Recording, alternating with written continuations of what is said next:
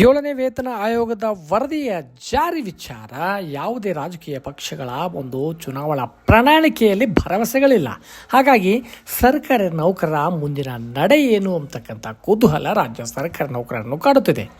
ಲೋಕಸಭಾ ಚುನಾವಣೆಗೆ ದಿನಾಂಕ ಹತ್ತಿರದಲ್ಲಿವೆ.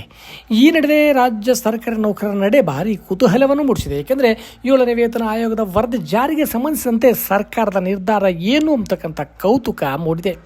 ರಾಜ್ಯ ಸರ್ಕಾರ ನೌಕರ ವೇತನ ಪರಿಷ್ಕರಣೆಗೆ ಕುರಿತು ಸಲ್ಲಿಸಿರ್ತಕ್ಕಂಥ ವರದಿ ಈಗ ಒಂದು ಆರ್ಥಿಕ ಇಲಾಖೆಯಲ್ಲಿದ್ದು, ಆರ್ಥಿಕ ಇಲಾಖೆಯು ಅನೇಕ ಶಿಫಾರಸುಗಳನ್ನು ಪರಿಶೀಲನೆ ಮಾಡ್ತಿದೆ.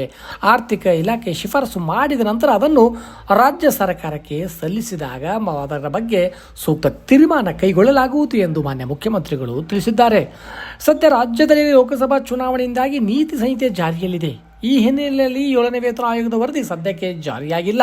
ಚುನಾವಣೆ ಬಳಿಕ ಈ ಒಂದು ವೇತನ ಆಯೋಗದ ವರದಿಯನ್ನು ಸರ್ಕಾರ ಜಾರಿ ಮಾಡಬಹುದು ಅಥವಾ ಮಾಡದೇ ಕೂಡ ಇರಬಹುದು. ಏಕೆಂದರೆ ಕಳೆದ ಬಾರಿ ಹಿಂದಿನ ಸರ್ಕಾರ ವರದಿಯನ್ನು ಸ್ವೀಕರಿಸಿ ಜಾರಿಗೊಳಿಸ್ತಕ್ಕಂಥ ಭರವಸೆಯನ್ನು ನೀಡಿತ್ತು. ಆದರೂ ಕೂಡ ಹಿಂದಿನ ಸರ್ಕಾರ ವರದಿಯನ್ನು ಸ್ವೀಕರಿಸದೆ ಆ ಒಂದು ವರದಿಯನ್ನು ಜಾರಿಗೊಳಿಸಿಲ್ಲ. ಹಾಗಾಗಿ ಪ್ರಸ್ತುತವಾಗಿರ್ತಕ್ಕಂಥ ಸರ್ಕಾರ ಕೂಡ ತನ್ನ ಹಲವು ಪಂಚ ಗ್ಯಾರಂಟಿಗಳು ಜಾರಿಗೆ ತಂದಿರತಕ್ಕಂಥ ಹಿನ್ನೆಲೆಯಲ್ಲಿ ಹಣವನ್ನು ಹೊಂದಿಸಲು ಸರ್ಕಾರ ಒಂದು ಹೆಣಗಾಡುತ್ತಿದೆ.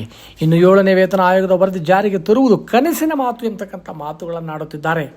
ಒಂದು ವೇಳೆ ವರದಿ ಜಾರಿಗೆ ತರಲು ಸರ್ಕಾರ ನಿರ್ಧರಿಸಿದರೆ ಲೋಕಸಭಾ ಚುನಾವಣಾ ಪ್ರಣಾಳಿಕೆಯಲ್ಲಿ ಪ್ರಕಟಿಸಬಹುದಿತ್ತು. ಆದರೆ ಈ ಕೆಲಸವನ್ನು ಎರಡು ಪ್ರಮುಖವಾಗಿರ್ತಕ್ಕಂಥ ಪಕ್ಷಗಳು ಮಾಡಿಲ್ಲ. ಹೀಗಾಗಿ ವರದಿ ಬಗ್ಗೆ ರಾಜ್ಯ ಸರ್ಕಾರಿ ನೌಕರರಲ್ಲಿ ಬಹಳಷ್ಟು ಗೊಂದಲಗಳು ಮೂಡಿವೆ. ಹಾಗಾಗಿ ಈಗ ಸರ್ಕಾರದ ನಡೆ ಏನು ಅಂತಕ್ಕಂಥ ಕುತೂಹಲ ಮೂಡಿದೆ. ಹಾಗಾಗಿ ಸರ್ಕಾರಿ ನೌಕರರಿಗೆ ಇದು ಜಾರಿ ಆಗುತ್ತೋ ಅನ್ನೋ ನಂಬಿಕೆ ಉಳಿದಿಲ್ಲ. ನಂಬಿಕೆ ಉಳಿಸಿಕೊಂಡು ಈ ಬಾರಿ ಓಟು ಗಿಟ್ಟಿಸಿಕೊಳ್ಳುವ ಪ್ರಯತ್ನಗಳನ್ನು ತೆರೆಮೆರೆಯಲ್ಲಿ ನಡೆಯುತ್ತಿವೆ. ಆದರೂ ಕೂಡ ಅಧಿಕೃತವಾಗಿ ಪಕ್ಷಗಳು ಈ ಬಗ್ಗೆ ಆಸಕ್ತಿ ತೋರಿಸುವಂತೆ ಕಾಣುತ್ತಿಲ್ಲ. ಇದು ಸರ್ಕಾರಿ ನೌಕರರಿಗೆ ಬೇಸರವನ್ನು ತಂದಿದೆ. ಆದಾಗ್ಯೂ ಕೂಡ ಇಂದಲ್ಲ ನಾಳೆ ವರದಿ ಜಾರಿಗೆ ಬಂದೇ ಬರುತ್ತೆ ಅಂತಕ್ಕಂಥ ನಿರೀಕ್ಷೆಯಲ್ಲಿ ಸರ್ಕಾರಿ ನೌಕರರು ಇದ್ದಾರೆ. ಹೀಗಾಗಿ ಈ ಬಾರಿ ಸರ್ಕಾರಿ ನೌಕರರು ಯಾವ ಪಕ್ಷದ ಮೇಲೆ ನಂಬಿಕೆ ಇಡುತ್ತಾರೋ ಆ ಪಕ್ಷ ಗೆಲ್ಲುತ್ತೆ. ಏಳನೇ ವೇತನ ಆಯೋಗದ ವರದಿ ಜಾರಿ ಆಗುತ್ತಾ ಅನ್ನೋ ಪ್ರಶ್ನೆಯಾಗಿಯೇ ಉಳಿದಿದೆ. ಇದಕ್ಕೆಲ್ಲ ಉತ್ತರ ಜೂನ್ 4 ನಂತರ ದೊರೆಯಲಿದೆ. ಹಾಗಾಗಿ ಅಲ್ಲಿಯವರೆಗೆ ರಾಜ್ಯ ಸರ್ಕಾರ ನೌಕರ ಕಾಯುವುದು ಅನಿವಾರ್ಯವಾಗಿದೆ. ಧನ್ಯವಾದಗಳು.